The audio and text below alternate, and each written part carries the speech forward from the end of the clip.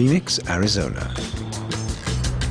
8, 7, 6, 5, 4, 3, 2, 1, go. Which of these two men can eat the hamburger fastest? It's a pretty unique hamburger called the quadruple heart bypass, only found here at the Heart Attack Grill.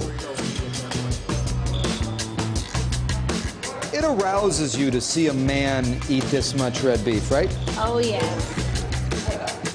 A kilo of meat, a dozen slices of bacon, 8,000 calories. The waitresses play sexy nurses. The boss livens up the place dressed as a doctor. Hey, Buckwheat, I need you to motivate these men to victory. Keep knocking this back. See, we motivate all the patients here with the proper tool. How do you feel? Full. Clear! 1901. 1901. The winner and still champion, 1901. The director of this farce is the restaurant owner, who takes full and cynical responsibility for his business. This is very, very serious to eat junk food. You eat junk food every day, it's gonna die. Courtney!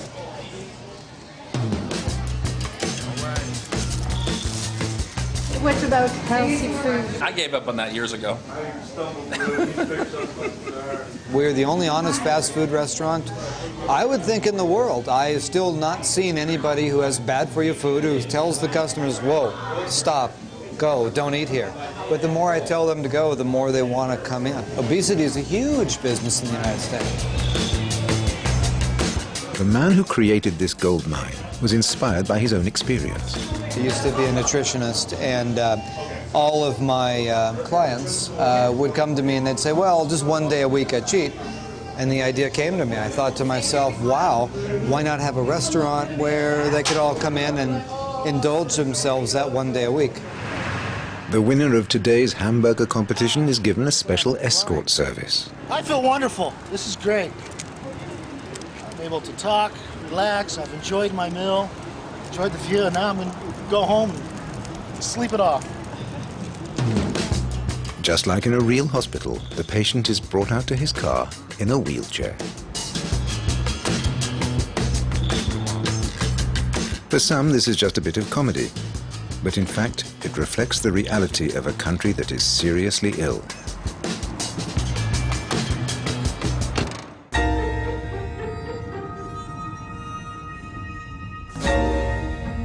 The fun doctor in Phoenix has banked everything on humor. Others have turned obesity into a much more down-to-earth business. Keith Davis and his workforce specialized in making coffins for the fattest Americans. For a long time, this was just a small business, but over the past 5 years, his family factory has been overwhelmed with orders. Funeral parlors from around the country are calling upon their know-how. This is an example of one of our largest units, and it's been put together, as I was talking about earlier. It's a little bit different design, but you can see how large the lid is as I open it up. The whole thing is all made out of metal, and Why is it in wood? a wooden casket is very heavy and very difficult to build, and it would be very expensive. So a wooden casket this size would look about like a piano crate. Metal is cheaper than wood, and yet the special obesity coffin still costs around $4,500, 3 times more than a regular coffin.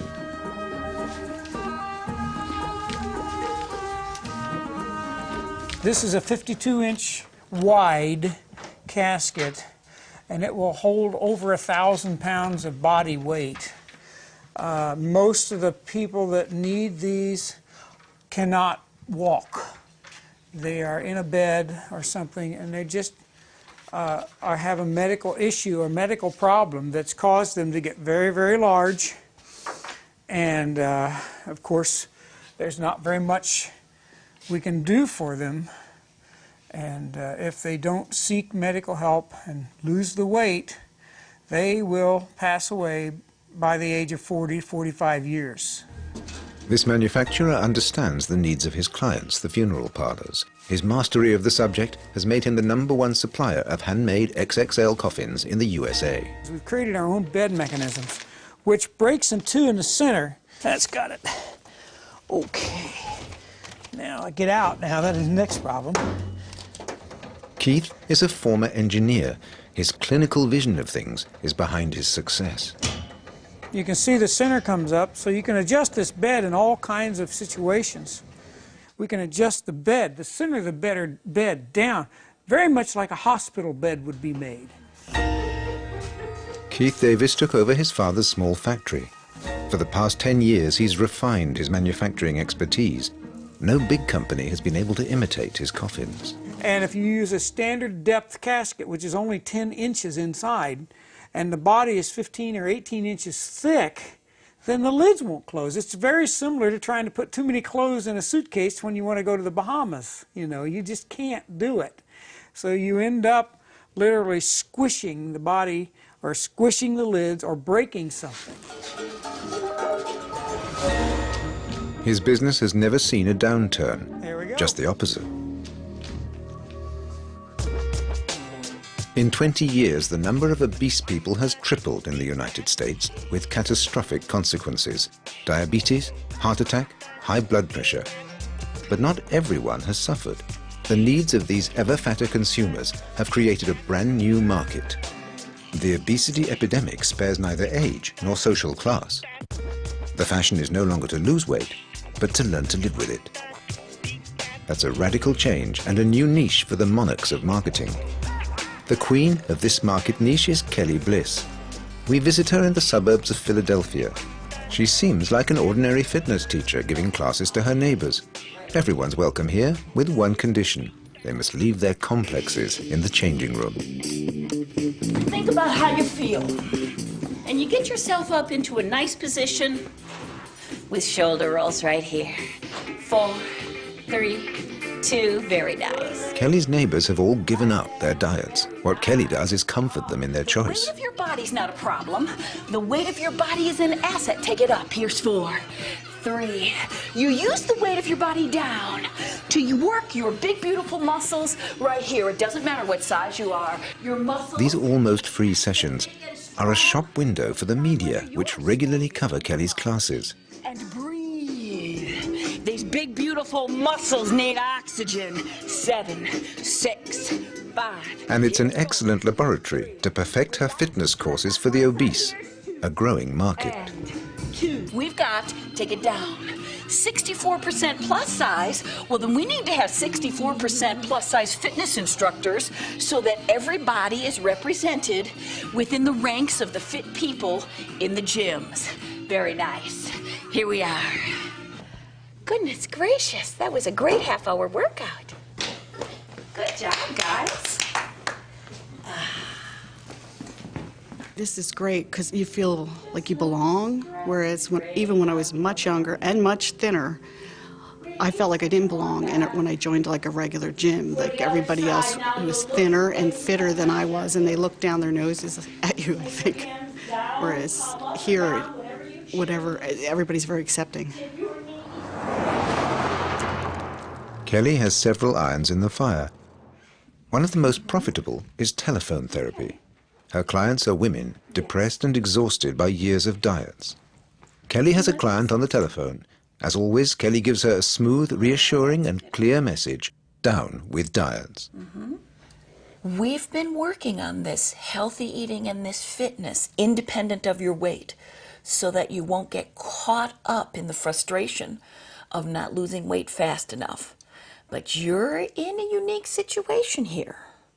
You're losing weight substantially and most every time we talk. And I encourage you to focus your mind on your actions of healthy living and not to get sucked into the diet vortex. How much does it cost for her to get such advices from you? She can decide her own price. If somebody talks to me just 1 hour at a time, it's $80 for the hour. I've made it very affordable. And Kelly casts her net wide. Since starting her business 8 years ago, her range of services has swelled. Many people like to have a printed copy of the plus-size Yellow Pages. There's thousands of things available for you to use. And then when it comes to self-care, so many of the self-care ideas that I have are included in this book, Don't Wait, Eat Healthy, and Get Moving Now, just as the title says. We've got workout DVDs and videos, and as you see, some of them are done sitting and some of them are done standing. This DVD collection has made Kelly famous in the USA. Lift up, lower. Her reassuring fitness classes have been a big hit with housewives weighing more than 150 kilos. And lower that you cannot. 2 hours of specialized advice for $60. This bestseller has sold thousands of copies. 3. Here's 2. In the year 2000, Kelly was one of the first to sense how lucrative the obesity market could become. Round behind you. The flagship of her small business is an internet site that lists thousands of goods and services for the obese. All the manufacturers want to have their details here. Kelly lists everything that might interest the larger consumer, even the most sporty of them. Did you ever think about kayaking if you have a big butt? You need a kayak that will accommodate you. If you have wider wrists, you need bracelets that are a little bigger. If you're a large guy, you need belts that are longer, necklaces that are longer. All the details that help you live large in a small world, they're all there, over 4,000 resources. You cannot have 64% of the population who needs to buy things and has money to pay for them without somebody responding to that market need. The plus-size market is growing because there is a need, and plus-size people will spend money on what they need. Need a maxi-sized hammock? Or a giant bib to protect your clothes when eating? A double-sized bicycle seat for extra comfort? For those with big fingers, a special remote control for $40. Wheelchairs with a capacity of 180 kilos. A scale that can weigh up to 500 kilos. The industry's imagination is unlimited. From seatbelt extensions to the Mega Scratcher, a telescopic back scratcher, or bath towels 3 meters long. The fattest consumers can also find objects for intimate use, such as this articulated arm to wipe your bottom. Some classic wardrobe items. Here, the smallest size is XXL. Some items go up to 8XL or even 10XL. But oddly enough, not a single obese person appears in the photos to illustrate these ads. We tried to interview one of the market leaders. Their press officer turned us down. Well-known brands aren't especially proud to be exploiting this particular goldmine. Yeah, they just don't want to be associated with the whole, obesity epidemic. It just doesn't put the company in a positive light. So they've, politely declined. Okay, but the products that they are selling on their website is done for obese people, isn't it? It's not for necessarily obese people. It's for also tall people. So they don't want to kind of be saying that they're hawking products just for obese people, because that's not the case at all. Mm-hmm. It would be a negative yes. image for them. That's right. Yes. Some companies don't dare use photos of obese people in their ads. Others have made it the backbone of their business. Like the Academy of the Sierras, an establishment that targets children with the promise to help them lose weight for $5,900 a month. Houston, Texas. In 5 months, the Schwartz family has already paid nearly $30,000 to the school for their daughter Betsy. She's 16. She's lost 20 kilos and needs to lose another 20. To reward her, she's been allowed to spend a few days with her parents. According to the school rules, non-fat mayonnaise and ketchup are allowed. In spite of appearances, this meal represents progress for this Texan family. We haven't been able to eat as much at home, and as a family, when we do eat, we eat in a rush. What's quick, what's available. Definitely. What do you think? I think these French fries are really good. For Betsy's mother, the American school system is to blame. At the high school canteen, you can guarantee you'll eat badly at every meal. Betsy had no rules at all during her school years. The schools she went to really tried to get foods the kids would like. So they would have pizza, and they would have fried chicken fingers, and they would have burritos. And she went to a private school that actually brought food from restaurants in for lunch every day. So she was still eating, you know, the same kind of stuff. And they didn't have any healthy options. Okay, we got some pictures. Betsy is the youngest of a well-to-do family. Her father's a lawyer, her mother's a psychologist. From the age of 5, her obesity was the center of attention of the whole family. That's his little girl. So the 4 kids all together. So yeah. This is Betsy. This is when she graduated middle school in the 8th grade. That's been about 3 years ago. And then, oh yeah, this is younger than that, about 8 years old, her and her sister. When you see your child suffering and dealing with the things that Bitsy dealt with in high school as an obese teenager, you'll do what it takes to take care of, you know, we'll do what it takes to take care of our daughter, and let her be happy and let her have the opportunities that every 16-year-old should have. And we knew it would be expensive, but there just wasn't anything we weren't going to do. We needed to do something that was drastic, that was a change. It was like an intervention. It was serious, and we were desperate to find something that we thought was satisfactory. Mm-hmm.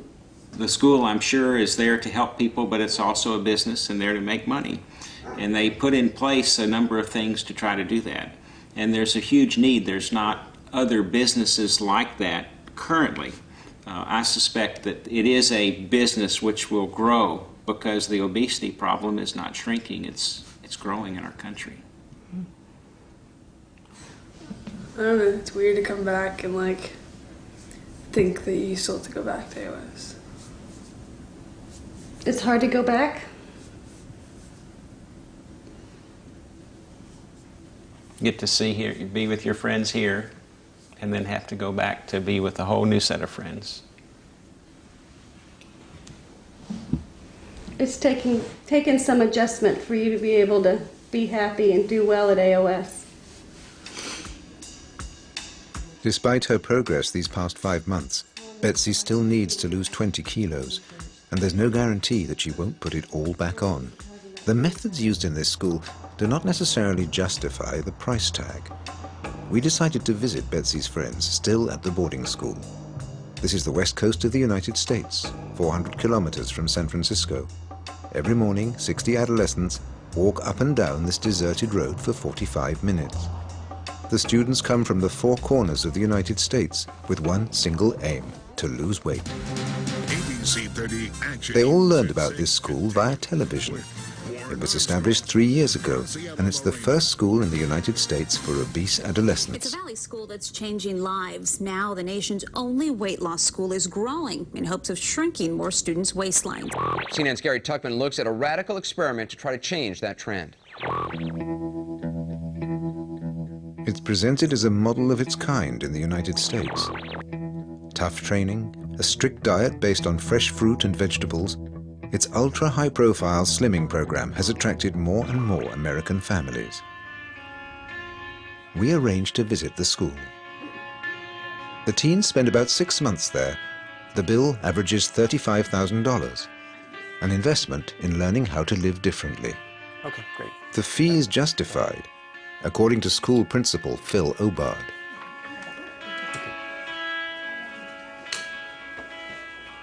$5,900 a month is a lot of money, but I think in a country where the expectation is that you pay for your health care, it may not seem as outlandish, as large.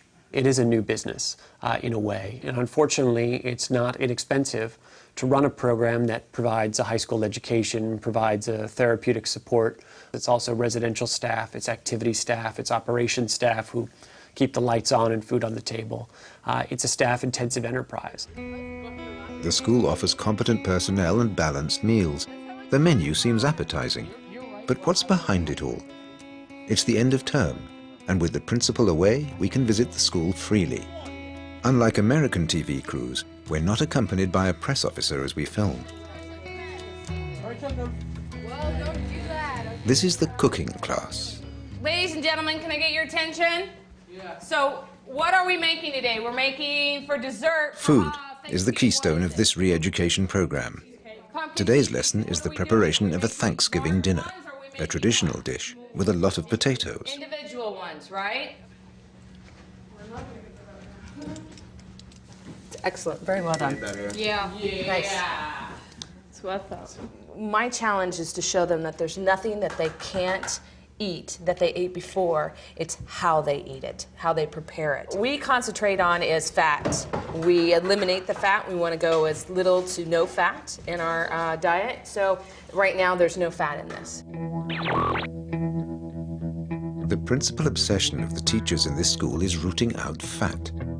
But contrary to the media coverage, the freshness of the ingredients doesn't seem to be a priority, at least today.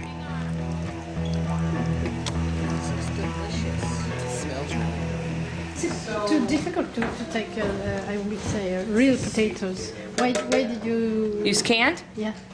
Time and labor. These are peeled, right? And they're softened because they're in a syrup, but it's a light syrup. So I don't use the syrup, I drain the syrup, right? Instead of actually using that to thin it out. So I'm keeping my calories out, right? Cans are just easier. And, you know, I mean, otherwise I have to peel them, and then I would have to cook the potato, and then I would have to do that. So this are basically ready to go. They're cooked. So if I wanted to, I could take them right out of the can and go to town.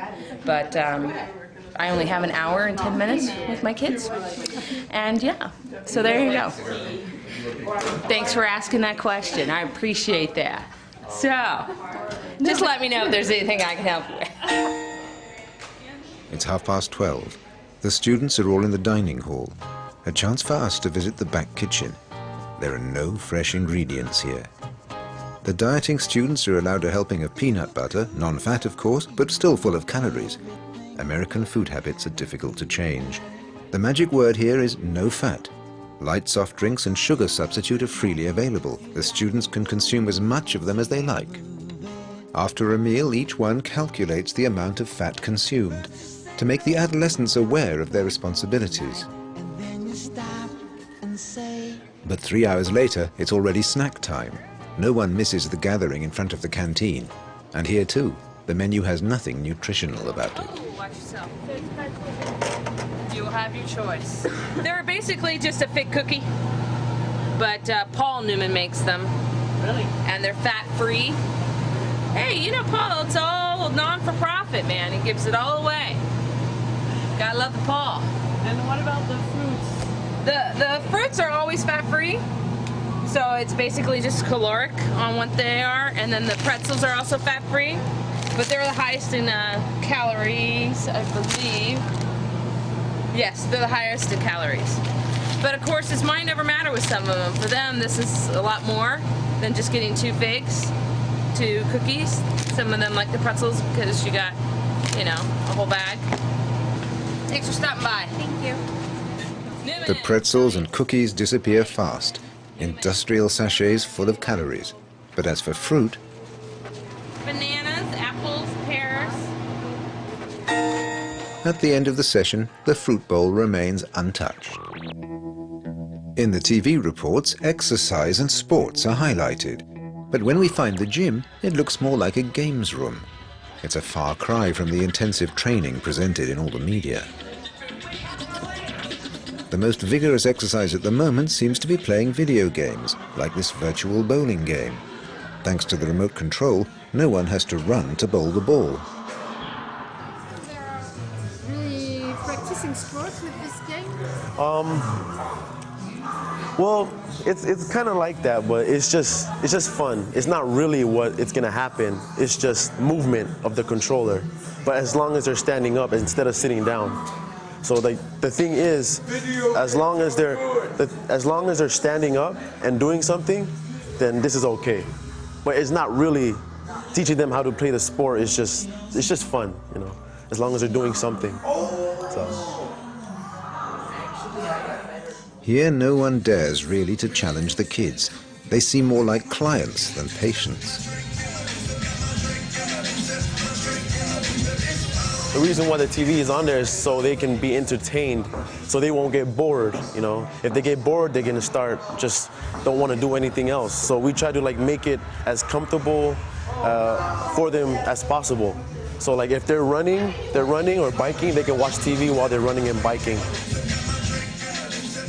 The training they get to learn and appreciate physical effort seems far from convincing, at least the day we were there.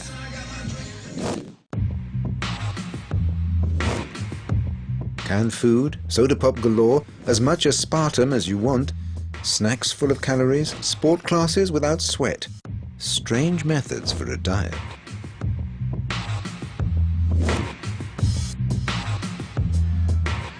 But there's worse. During our filming, we didn't meet a single doctor on this Californian campus. Is there any medical supervision? Is there weight loss being supervised? After several cancelled meetings, the assistant director of the school finally agreed to see us for a few minutes before leaving for the weekend. Do they have medical control? When you say medical control, what does that mean? I mean, some blood analysis or things like that to measure? Oh, right. No, we don't do anything as invasive as that. What we do is we have basic fitness tests, like a timed mile, flexibility, things like that. So we measure those things actually in fitness class, and then we'll do them periodically to assess improvement. And so the thing that the kids pay the most attention to is their timed mile. And we have kids that have taken off, anywhere from 7 to 13 minutes off their mile. So that's something that's usually an exciting event for them. But we don't do any labs or anything like that to test blood or anything. It is not necessary. Right. I mean, I guess that it would be up to each individual family if that's something that they wanted to test, but it's not anything that we've put as a priority. There's no medical follow-up. No guarantee that an adolescent's weight can be permanently stabilized. Clearly, parents have put their trust in the school and its fine words. The school has opened other branches in North Carolina and New York. And here we've asked the advice of the American Observatory for Nutrition. Dr. Ayub is a pediatrician. Apparently he isn't familiar with the practices of the school. If you say that there's no medical monitoring or no follow-up by a physician, that's surprising to me at a place where children are going to be living for several months at a time and the first several weeks without any contact with their family. So there's no contact with the family and no medical monitoring. That is surprising to me. You mean dangerous? Potentially dangerous, but are you sure there was no medical monitoring there? We asked the question. It's blood analysis and so on. It's like, because that's like, I'm very surprised about that. That it runs contrary to my experience with most places that are following children. You want to know that weight is being lost, but you want to know what the quality of that weight is. Are they losing mostly fat or is it muscle? You want to know if there are any electrolyte imbalances. And, those are important issues to deal with anybody who's losing a large amount of weight in a relatively short period of time. You want to make sure that the weight is being lost at the proper rate. Anything more than 1 or 2 pounds per week, and you're really not doing much benefit there. So you'd want to look at a lot of those things, but that's not going to be happening if there's no medical monitoring. A full-time doctor is far too expensive for the school. Medicine for fat people is a whole different business and very lucrative. Here in Houston, for example, when the doctors take out their scalpel, the patients take out their billfolds. This is ultra-spectacular surgery, perfect for a TV reality show. That's good practice. Here we go. Okay, now just go ahead and back up and we'll do it for good. There we go. And roll. All right. And Today, the American TV show Big Medicine is filming a family arriving at the hospital. Hi. Garb's family for Robert Davis. Okay, we'll be with you in just a moment. Okay, thanks. Okay, we got that. Very nice. Well done. The camera is following Marcy, Sandra, and John Garbs before, during, and after their slimming operations. Real patients turned into actors on a TV reality show. The marriage of medicine, obesity and show business, one of the last taboos, has fallen. The cameras have free access to the waiting room. What kind of things are you guys going to be giving up once you have the surgery? Gonna be eating cardboard. Oh, we're gonna be drinking liquids for 7 weeks. Drinking cardboard, ground up cardboard. Juice cardboard. You've already been drinking it for 2 weeks. No, yeah. Hmm? Pre-surgery, we had to drink it for 2 weeks. Pre-op. It's very successful. This is our second season. First season was a big hit. Second season, we think the stories are even better. You know, obviously we have fantastic candidates like the Garbs you just saw, and you know, hopefully we'll be back for season 3 soon. This is the highest rating program on the American cable channel TLC. It's simple but effective. Close-up observation as the patients' bodies are transformed from one day to the next. This show shrinks from nothing. Some of the candidates weigh as much as 500 kilos and risk dying from obesity. Our patients come in all shapes and sizes and from every walk of life. The surgery we perform allows for dramatic weight loss with our patients. And it changes their lives forever. I can fit in about one leg of these. Too much food on my plate. He's old school. The stars of the show are 2 surgeons, 2 generations, father and son, colleagues and rivals for the purpose of the show. We're operating on Emily today. Every last detail of the operations is filmed. They reduce the stomach or put in a gastric ring to force the patient to eat less.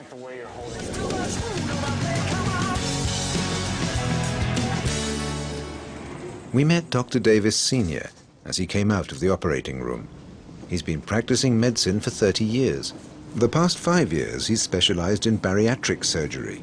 He's comfortable in his role as television personality and the publicity that goes with it. But yeah, there's some voyeurism, and people say, hey, tune into Big Medicine because you can see blood and bleeding and big people and, you know, all that kind of stuff. I mean, some people are fascinated by that. I understand that. But why do you accept this? I accept it because we're carrying a message. Like, don't be scared of bariatric surgery, and let everybody see what obese people suffer, what they have to go through, and be sympathetic. So that's the message. I don't care if I'm famous, to be honest. I mean, it doesn't matter to me. The message is more important. Dr. Davis believes that being in this program, he calls it educational, is a selfless act. But on the screen, we see only the most extreme cases, dramas and tears, all the usual ingredients of reality shows. Medicine. Tiffany is over 600 pounds and in desperate need of a bypass. If I don't have this surgery, I'm afraid I'm gonna die. And I don't wanna die. I want y'all to get some help. And I can't help my baby. Next on Big Medicine. Alan is a gentleman who I think at some point in his life actually tipped the scales at about 1,000 pounds. My name is Alan Mata. I'm 26. I'm from I have a life being in here. You know, I want to have a life being out there in the world. I first met Alan almost a year ago. He came to Methodist Hospital with an inability to breathe. In the hospital, we were finally able to weigh him at about 850 pounds.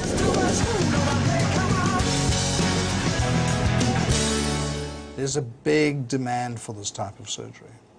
Very big demand. Is this because of the TV show? No, I think the TV show's got a positive influence. But I don't think that one TV show can affect this country. This country's just too big. But there is more and more concern, conscious concern in the public about the plight of morbid obesity. Does the show have no impact on Dr. Davis's annual turnover? In the adjoining office, an assistant tells us how things have changed. Marge sees all the mail with the new inquiries. Since the show began 7 months ago, she's seen demand grow rapidly, in spite of the $30,000 cost of the operation. A lot of people have seen the show, and a lot of people see, hey, it works, and I want it. So, yeah. When I first came in here 7 months ago, we probably had 150, and I have probably 3 times that now. So, it works. Marge is not just any employee. After her operation 3 years ago, she lost 70 kilos, a living ad for Dr. Davis. How about that one? It's completely changed my life. And it got me a different job, and I love what I do now. It's different, huh? It's very common that people like me who have had this surgery and it's completely changed my life, it's real common that others get into this business too. There's a mess of people at the different hospitals that help through this process that have also had surgery. You know, it's like giving back. It's as good as going to church and witnessing. You help give back what you've gotten, thanks to them. Hey, you. Marge, the shop window of the doctor's surgery, meets all the future patients. Her own success story is very effective to reassure the new patients. I am so glad to see you all. She's only 20-something. The Garbs are to meet Dr. Davis one last time before the operation, which will take place in a few weeks.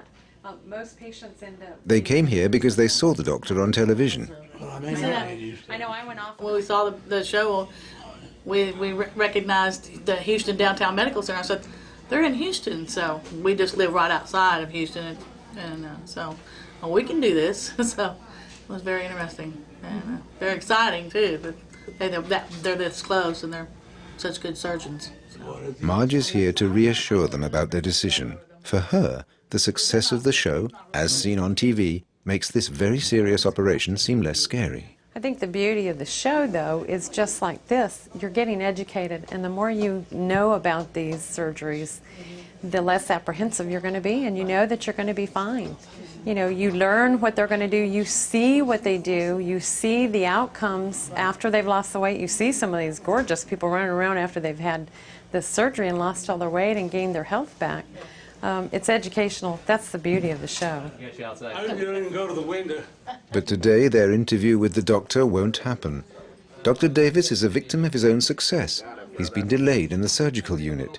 His busy schedule forces him to cancel his appointment with the Garbs family and the TV crew. We're going to take off your mics because Dr. Davis is not getting out of the OR anytime soon. I guess we'll have to try to reschedule. Faced with this setback, the reality show professionals handle all the practical details. See what you're wearing right now? You're gonna look pretty funny. Wear it again on Monday. Otherwise we have to reshoot the whole thing. Another black shirt. Yeah. No, otherwise we got to reshoot the whole... In exchange for taking part in the program, the 3 members of the family have received an unspecified discount. Days on end. And they have all agreed to be operated on the same day. A strong scenario for the next season of Big Medicine. $11. Thank you, Brian. $11 to pay for the parking. That's the only transaction we're allowed to film. Bye-bye. Bye. 9 p.m. Dr. Davis has finished his day's work. The busy surgeon finally admits that the label, as seen on TV, does have an impact on his business. We get patients coming to us from all over the place around the country, from Mexico, from Canada, from all the 48 states too. What we try to do is make them go to their local bariatric surgeon, but that's not easy because that guy hasn't been on TV. To keep pace with the increase in demand, Dr. Davis and his son are about to take on 2 new surgeons. Things are going well for them. In Washington, faced with the growth of the fat people business, some have chosen to resist by confronting the origin of the problem, agribusiness. To protect the consumer, they say there's only one solution: change the law.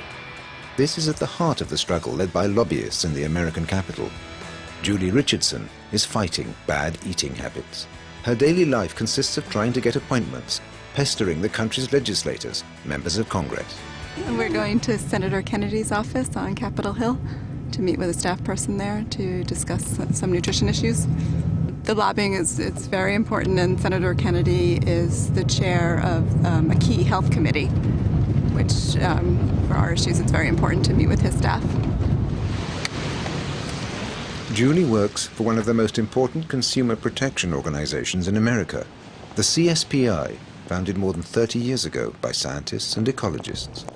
She has an appointment with an assistant of Senator Kennedy, one of the most influential politicians in the country. Good to see you. Her job is to inform politicians about the investigations financed by her institute.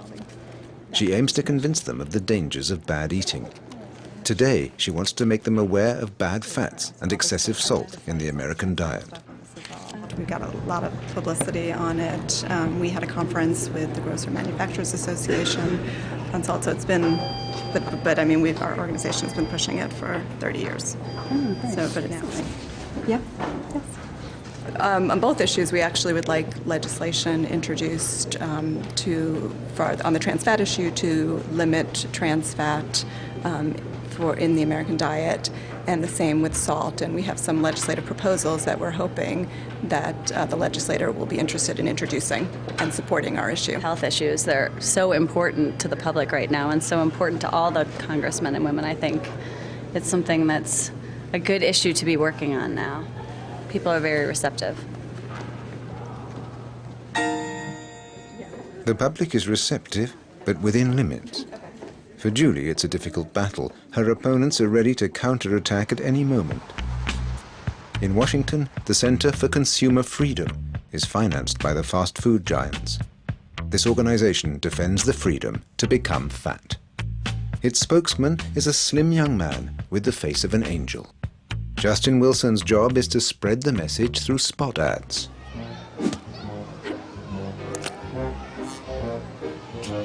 Everywhere you turn, somebody is telling us what we can't eat.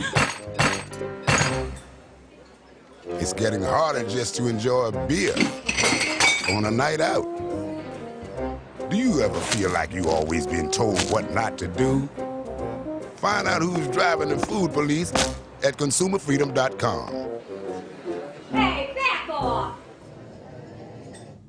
So, I mean, what you can see is slowly but surely people are starting to say, no, you can't do this, and no, you can't have that. Oh, that's going to make you fat, so don't eat that. We just wanted people to say, hey, back off. You know what? Let me make the decisions for myself. And, you know, we ran that on national television over and over again, and it really resonated with people. And we would get phone calls and say, it seems like that's happening to me every day. Justin is the Mr. Obesity of the organization. He says the obesity epidemic is a myth invented by the enemies of fast food. Obesity is really being overhyped. You know, that was the point of the ad, that there was a lot of hyperbole, that people were using scary words. They said it was like a tsunami or like the Black Death during the Middle Ages. And this is just absolute poppycock. You will always win more minds with sugar than vinegar. And these people are saying, no, no, no, no, no. And we just make a joke. People get the joke, they laugh, they say, oh, that's right. And it draws people to our message. Fundamentally, I just don't think these people are happy people. They see no pleasure in life, and they certainly don't get any pleasure out of the foods that they eat. 25-year-old Justin is paid to spread a single message to the media. Freedom. Freedom to eat fattening potato chips, hot dogs and hamburgers all day long, which is clearly not what he does. That's junk food there. They exist, and they do good business, and more power to them. You know, I've actually never eaten here, though. Like I said, you know, everyone gets to choose, and my choice is to eat a little bit healthier than that. So, but they are everywhere. Freedom. I mean, every single time you see a person come up and order a soda or a hot dog from a street vendor, they're exercising, you know, this fundamental right that we have here in America is, I get to choose what I put in my body. All right. I forgot about the vendor. For the second part of the interview, this fast food defender shows us one of his favorite eating places, a trendy Washington restaurant. This isn't fast food à l'américaine, and Justin has chosen not a soft drink but mineral water. There's a gap between his own beliefs and his preconceived, ready-to-consume patter. If I die a year or two sooner because I've had so many cheeseburgers, you know, thank God.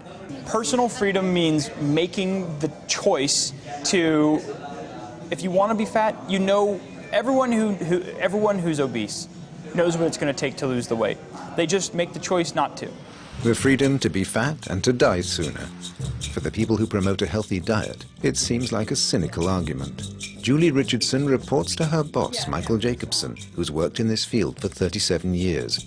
His pet hate is the agribusiness lobby and its representatives like Justin Wilson. The Center for Consumer Freedom is really talking about corporate freedom, not consumer freedom. It's funded by the restaurant industry, the alcohol industry, the soda pop industry, and they do what these industries might be embarrassed to do on their own. You know, being very nasty.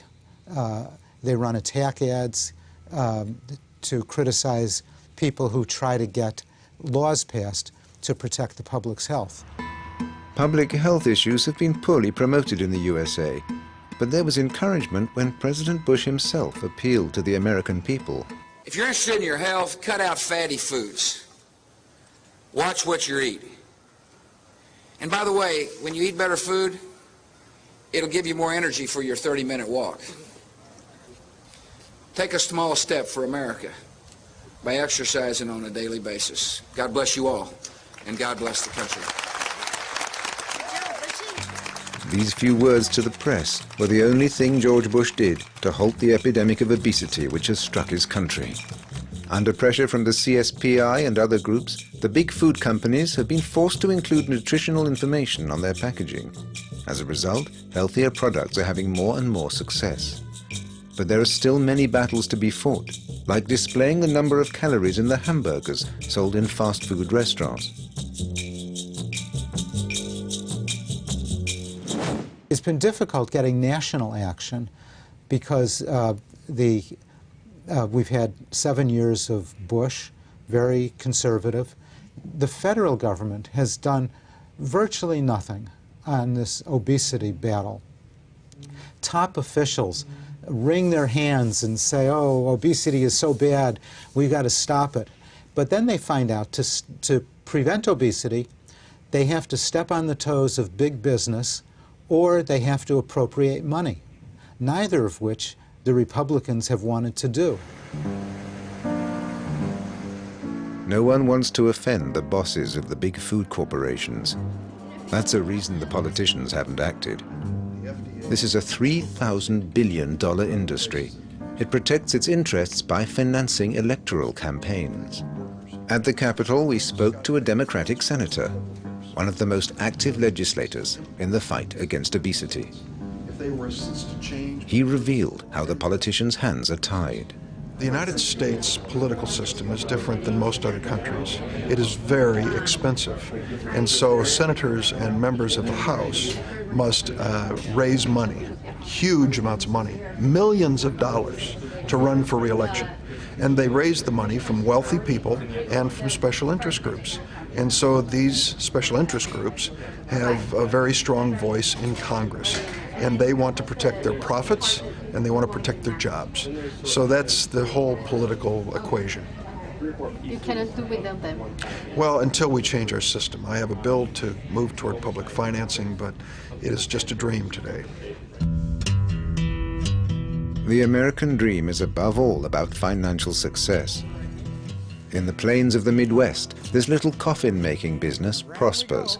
Keith Davis has trouble keeping up with orders from all over the country. Your own personal Jesus.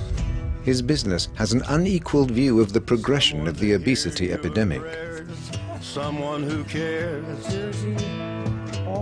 Each pin on this map represents a new client, a new funeral parlor. Jesus. Right here.